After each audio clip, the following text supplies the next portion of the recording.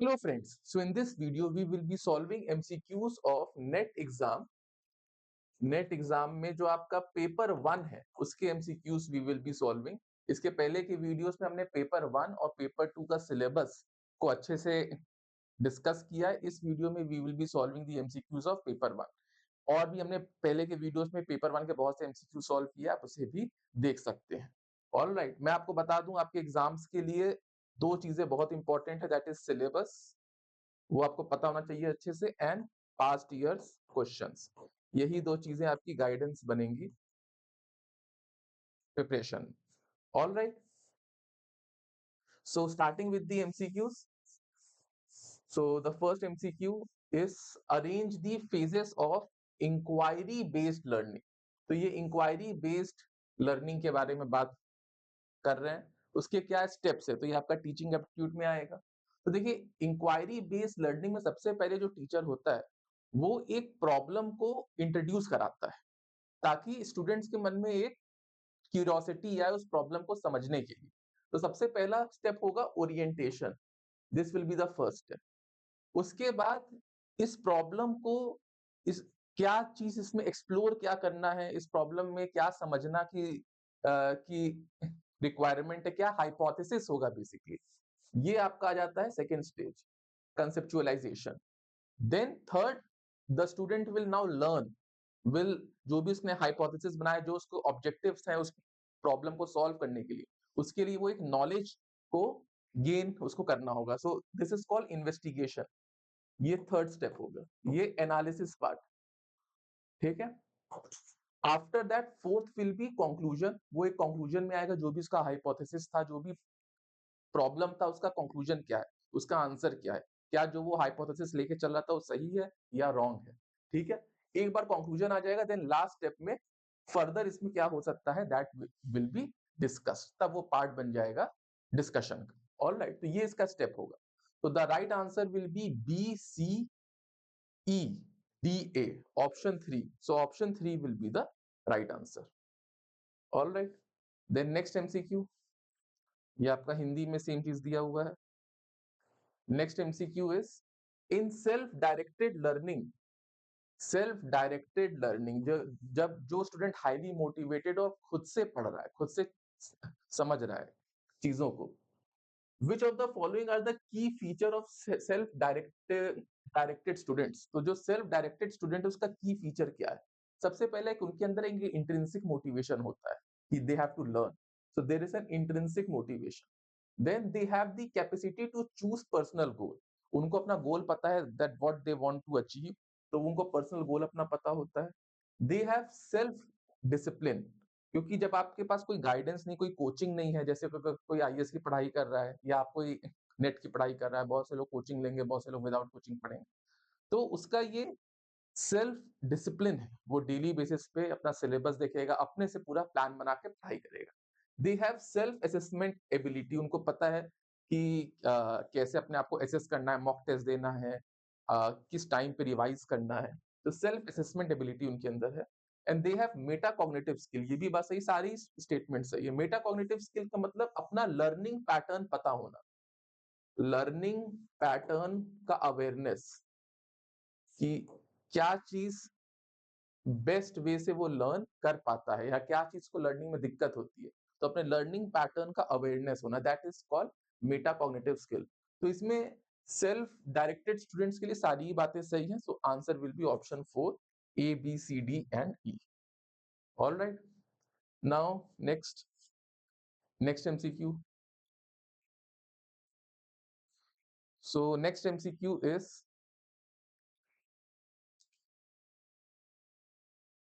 The motivated forgetting of traumatic, the motivated forgetting of traumatic or other threatening event is known as। तो अगर कोई ये देखिए, ये साइकोलॉजी से रिलेटेड है, अगर आप जानबूझ के कोई भी ट्रॉमेटिक इवेंट को भुलाना चाह रहे हो, तो साइकोलॉजी में इसको कहा गया है रिप्रेशन, ठीक है। The motivated forgetting of traumatic और अदर वेरी थ्रेटनिंग इवेंट, जो भी ट्रॉमेटिक इवेंट है वो आपकी मेमोरी से हट जाए, चाहिए कॉन्शियस एफर्ट हो सकता है या अनकॉन्शियस एफर्ट्स भी हो सकता है। प्रोएक्टिव इन्फेरेंस का मतलब क्या होता है? प्रोएक्टिव इन्फ्रेंस का मतलब होता है जो आपकी पुरानी लर्निंग है वो आपकी नई लर्निंग को इफेक्ट करती है। So your new learning is impacted by your old learning. Retroactive inference में क्या है कि the new learning affects the old learning. आपकी जो new learning है वो old learning को impact करती है। उल्टा है उसका। कंसोलिडेशन में क्या होगा, जो भी आपने नॉलेज एक्वायर किया अब वो आपके नॉलेज एग्जिस्टिंग नॉलेज का कैसे स्टेबल होके आपके नॉलेज बेस में ऐड होता है। ठीक है, तो इसमें motivated forgetting of traumatic event will be repression. ठीक है, so option 1 will be the right answer. Next MCQ, इसमें देखिए मैच दी फॉलोइंग करना है। ये भी इंपॉर्टेंट टॉपिक है, पेपर 1 में है। स्वयं प्रभा, ये आपका गवर्नमेंट का है, एजुकेशन साइट है। इसमें चैनल्स है और वेरियस, इसमें बहुत सारे चैनल्स है। आपको लिस्ट अगर आप हमारा पेड वर्जन लेते हो तो आपको मिल जाएगा। तो देखिए इसमें चैनल 10 जो है that talks about applied sciences. तो इसमें इस स्वयं प्रभा के बारे में आपको पढ़ना बहुत इंपॉर्टेंट है। इसके चैनल्स का आप कुछ इंपॉर्टेंट चैनल्स 10 to 15 चैनल्स के बारे देख लेना। तो channel 10 is about applied sciences, channel 11 is about social sciences. Alright, A का हो गया फोर्थ, बी का हो गया थर्ड, सी का हो जाएगा second, basic and applied sciences, and then D का 1। So option 2 is the right answer. Alright, अगर आप हमारा पेड वर्जन लेते हैं then you will get all the notes in ये सारे चीजों से रिलेटेड। ऑलराइट, तो जो हमारा पेड वर्जन है दैट इज ओनली ऑफ ₹999। इसमें आपको पेपर 1 और पेपर 2 के नोट्स मिल जाएंगे। You just have to contact on 8750121938। All right, अब इस एमसीक्यू को देख लेते हैं। Which of the following tool would be most effective for a teacher wanting to poll students in a real time during an online lecture. तो देखिए इसमें पोल everywhere भी एक सॉफ्ट वो है टूल, इससे भी कर सकते हैं। स्ट्रॉ पोल, मेंटीमीटर बहुत इंपॉर्टेंट टूल है, इससे भी हो सकता है। सर्वे मंकी से भी। Lapster is not the answer here. Lapster एक डेनमार्क की कंपनी है जो आपका रियल टाइम लैब प्रोवाइड करती है, मतलब साइमुलेशंस के थ्रू लैब का जो इफेक्ट होता है वो प्रोवाइड करती है कि लैब में ये कैसे वर्क होगा। तो बी को छोड़ के सारे ही सही आंसर है इसमें, तो A C D E, option number third. Alright,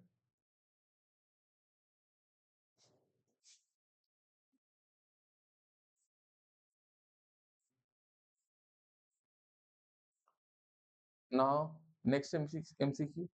According to UGC 2018 on plagiarism, regulation UGC का 2018 on plagiarism, which of the following percentage of similarity in thesis would require a student to submit a revised thesis within 6 months? तो देखिए up to 10%, इसमें भी ना level wise होता है। तो level 1 में अगर 0 to 10% है तब ये ओके है। ठीक है, अप टू 10%। लेवल 2 10 to 40% में अगर के बीच में अगर है, ठीक है, तब आपको रिवाइज करने की जरूरत पड़ेगी। आपको दोबारा से सबमिट करना होगा विद इन 6 मंथ्स। ठीक है, रीसबमिशन होगा। ठीक है, अगर 40 to 60% पे है प्लेजरिज्म, तब आपका थीसिस डीबार हो जाए।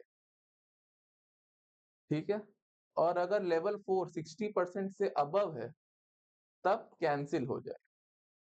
ऑल राइट, तो ये कह रहे हैं कि सबमिट अ रिवाइज थीसिस, तो वो 10 to 40 के बीच में होना चाहिए। तो 13% अगर है तब आपको रिवीजन की जरूरत पड़ेगी। बाकी 42 में तो डीबार हो जाएगा और 47 में भी डीबार हो जाएगा। तो answer will be option 2। All right, option 2 will be the right answer.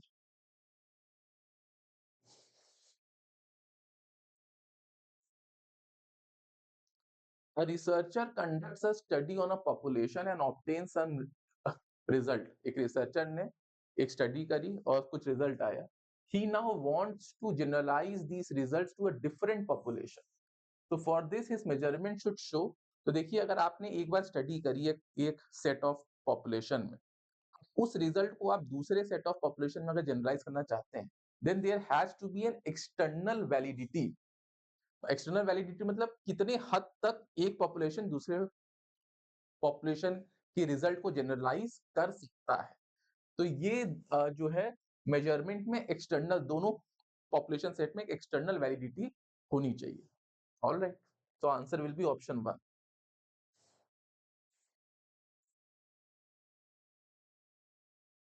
Identify the correct statement regarding web based study of human subject. तो इसमें देखिए, it requires considerably more time per person than laboratory based study. ये statement तो गलत हो गया, क्योंकि भाई वेब में इंटरनेट बेस्ड में तो जल्दी होगा ना, लैब बेस्ड में ज्यादा टाइम लगेगा। डेटा कलेक्शन जो भी आप सर्वे, इसका मतलब क्या हुआ, web based study of human subject, जो भी आप सर्वे कर रहे हैं, डेटा इकट्ठा कर रहे हैं, वो इंटरनेट के थ्रू कर रहे हैं, एज सिंपल एज दिस। तो इंटरनेट के थ्रू अगर सर्वे कर रहे हैं तो कम टाइम लगेगा, लैब के थ्रू कर रहे हैं तो ज्यादा टाइम लगेगा। Data collection occurs at the convenience of the participant, बात सही है। डेटा कलेक्शन इज ऑटोमेटिक, बात सही है। It can be conducted on participant who would have been out of reach of the researcher, उससे भी कर सकते हैं क्योंकि फिजिकल मोड की जरूरत नहीं है, ठीक है। तो ये सारे स्टेटमेंट सही है, so answer will be b, c and d, option 2 is the right answer. Alright,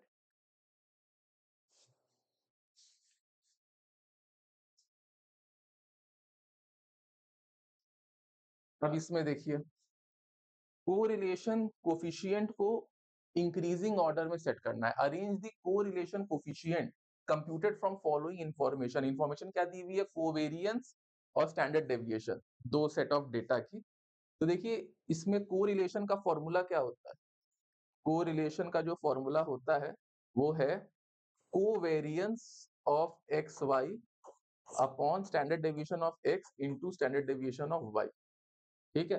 तो पहले वाले केस में क्या हो जाएगा, को ये कितना है, फर्स्ट ऑप्शन में, ऑप्शन ए में 18 अपॉन 4 इंटू 9, तो ये 9 टू 1 2, ये हो जाएगा 1/2.5, ठीक है।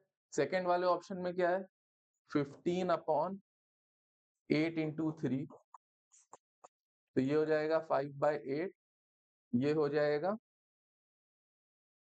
6.6, ठीक है, 0.62, ठीक है। उसके बाद क्या है, 16/7 इंटू 4, 4 4 ये हो जाएगा 4/7, इसका हो जाएगा 0.5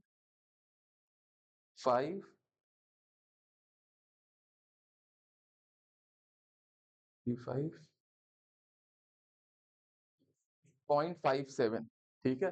तो असेंडिंग ऑर्डर में देखें तो ये हो गया आपका 0.5, ये हो गया 0.6, ये हो गया 0.57, हमें इंक्रीजिंग ऑर्डर में सेट करना है। अब लास्ट देख लेते हैं, वो हो जाएगा 21/6 इंटू 5, 3 2 3 7 7/10, तो 0.7। तो अब इंक्रीजिंग ऑर्डर में वी हैव टू सेट, तो सबसे पहला तो ये हो गया फर्स्ट, सेकेंड, थर्ड, फोर्थ। तो आंसर विल बी ए,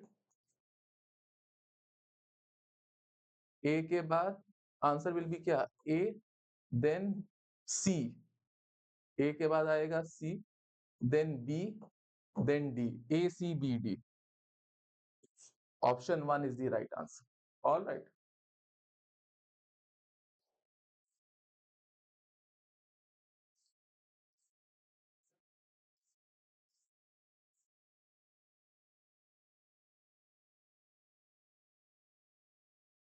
अब इसमें देखो लिस्ट, इसको स्केल वाइज है, इसका भी आपको नोट्स में मिल जाएगा अगर आप हमारा पेड वर्जन लेते हैं। ये आपका स्केल है और कौन सा स्केल किस टाइप की चीजों को मेजर करता है। जैसे जो नॉमिनल स्केल होता है, ये आपका जैसे जेंडर हो गया, मेल फीमेल, है ना, या फिर रिलीजन हो गया, हिंदू मुस्लिम क्रिश्चियन, तो इन टाइप की चीजों को नॉमिनल स्केल मेजर कर लेता है। तो इसमें से नॉमिनल स्केल क्या अच्छा मेजर कर पाएगा, एथनिसिटी। एथनिसिटी मतलब कौन सा स्टेट हो गया या कंट्री हो गया, तो लिमिटेड ऑप्शंस है ना इसमें। ए का हो जाएगा second, all right, then ordinal scale, ordinal scale, then interval, then ratio. देखिए, रेशियो का क्या है कि अगर जैसे आपका रेशियो में अगर आप ले रहे हैं, वेट ले रहे हैं, इसमें जैसे वेट का ऑप्शन है वो रेशियो में, या हाइट ले रहे हैं, अगर एक स्टूडेंट की हाइट 10 सेंटीमीटर, दूसरे का हाइट 20 सेंटीमीटर, तो ये रेशियो में है, मतलब ये इसका मतलब 20 सेंटीमीटर इज डबल ऑफ 10। ठीक है, तो हर एक वैल्यू का एक दूसरे से रिलेशन है, वो एक रेशियो में है कि उसका डबल होगा।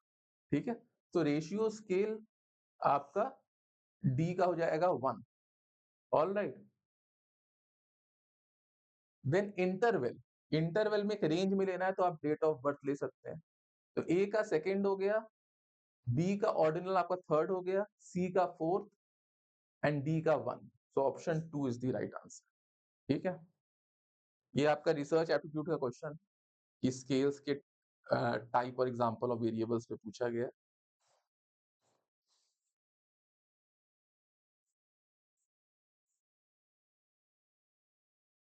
Access to information through invention of print was responsible for the emergence of, क्या चीज के इमरजेंस के लिए रिस्पॉन्सिबल है? Mass media. अगर प्रिंट का जो इन्वेंशन हुआ उससे मास मीडिया बहुत तेजी से एक्सप्लोड किया, तो option 3 will be the right answer.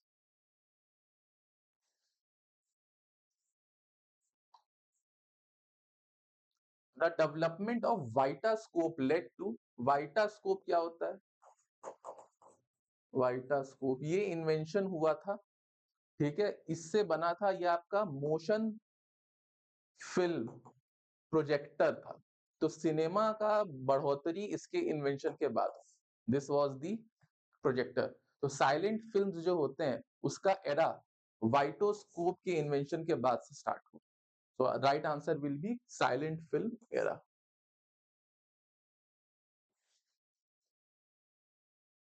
MCQ number 18 now, the internet portal functions like folk entertainers, folk entertainers तो नहीं है, mass circulation of magazine, TV network, site, ये सब है, बीसीडीई, बीसीडीई।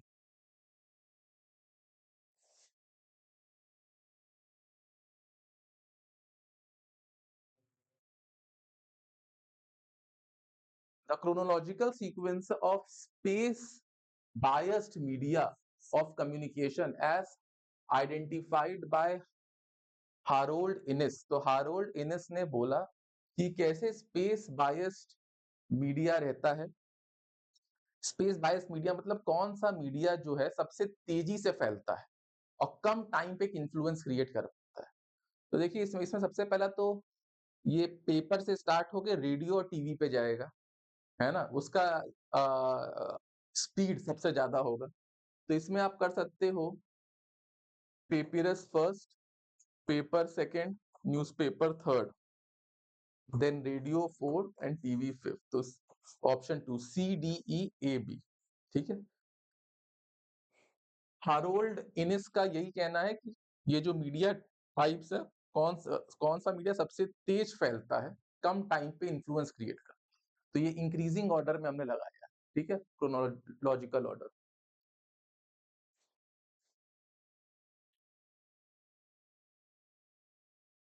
नाउ नेक्स्ट क्वेश्चन, अब इसमें मैच दी फॉलोइंग करना है। तो देखिए ये सब जो है ये आपका साइकोलॉजिकल कॉन्सेप्ट्स है। तो फ्रेम्स जो एक नैरेटिव सेट करना होता है ना, तो ये आपका पॉलिटिकल कैंपेन्स में भी इस्तेमाल हो सकता है ना, नेशनल सिक्योरिटी हो गया, ये सब नैरेटिव ऐसे होते हैं जो बहुत स्ट्रांग है, या जॉब सिक्योरिटी जो गवर्नमेंट आपको करती है ना, तो ये सोशल कंस्ट्रक्ट क्रिएट करता है। तो ए का आंसर हो जाएगा फोर्थ। ऑल राइट, फैंडम ये एक कल्चर बनाता है, फैन बेस इसको कहते हैं। ठीक है, तो बी का आंसर हो जाएगा 1। देन सी, फॉल्स कॉन्शियसनेस, जो रूलिंग गवर्नमेंट होती है उसकी आइडियोलॉजी कहीं ना कहीं सब्जेक्ट्स में आ जाती है। ठीक है, so the believe that people are duped into blindly accepting the prevailing ideology, जो आइडियोलॉजी चल रही है स्पेशली जो रूलिंग गवर्नमेंट की है वो कहीं ना कहीं लोगों में भी आती है। जॉनर, क्लास, जॉनर मतलब एक पर्टिकुलर क्लास, जैसे आपका रोमांटिक जॉनर हो सकता है, एक्शन जॉनर हो सकता है। तो एक particular class of measures that share distinct characteristics, action films की एक अलग होगा, थ्रिलर का अलग होगा, राइट। तो जॉनर का डी का थर्ड। तो इसका आंसर हो जाएगा ऑप्शन 4। ऑलराइट, तो option 4 will be the right answer. A का फोर्थ, बी का फर्स्ट, सी का सेकंड एंड डी का थर्ड। ऑलराइट,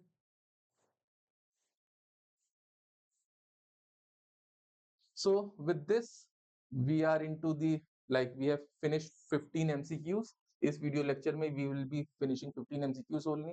तो जैसे ये जो टर्म्स है साइकोलॉजी के, फ्रेम्स, फैंडम, फॉल्स कॉन्शियस, ये सब आपको हमारे पेड वर्जन में मिल जाएगा. मैं दोबारा बता दूं, हमारा पेड वर्जन ₹999 का है. पेपर 1 एंड पेपर 2 के नोट्स मिल जाएंगे. आपको कॉन्टैक्ट करना है 8750121938. आप हमारा जो सिलेबस का वीडियो है वो भी एक बार देख लेना, और ये एमसीक्यू सिलेबस और एमसीक्यूज अगर आप सॉल्व करते हो और पेड जो नोट्स हैं हमारे उसको पढ़ लेते हो, देन आपका गाइडेंस इनफ है, आपका जो प्रिपरेशन है वो अच्छे से हो जाएगा. So thank you all, keep solving the MCQ, keep studying. Thank you all.